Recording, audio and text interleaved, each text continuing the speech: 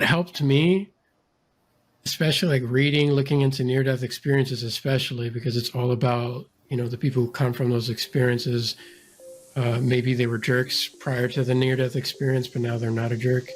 And they come from like a greater level of understanding because of what they were shown on the other side, and that we're all one and connected, and we have to learn how to accept each other for where we're at. And what I came out of that is that everyone is at their own level of awareness.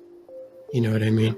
And sometimes too, like some people are at reading level 2 and some people are at like reading level 10, and trying to expect someone to like understand, or let's say a belief system or religion or whatever, to try to understand certain concepts that they may not be ready to look at, that's okay.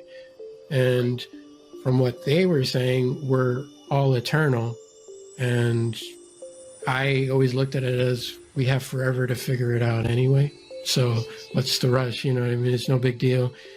As long as we're kind about it, you know what I mean? We don't have to attack other people for not seeing. And I think it's a beautiful thing for everyone to have a unique perspective. Because imagine if everyone thought the same. It's gotta be boring. Partly what makes a lot of this ET stuff really interesting too is, you know, right.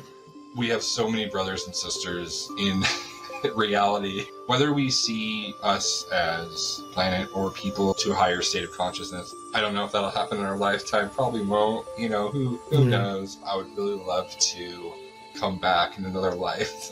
To be a little bit more cohesive in that way, you know? Yeah, I mean, I said the same thing because I was like, if I had to come back and it was like this again, I was like, I don't. I mean, life can be beautiful, sure, you know, from time to time, but like just seeing the discord and people suffering and a lot of the stuff, you know, Greer has mentioned, like suppression of free energy technology and how it could be.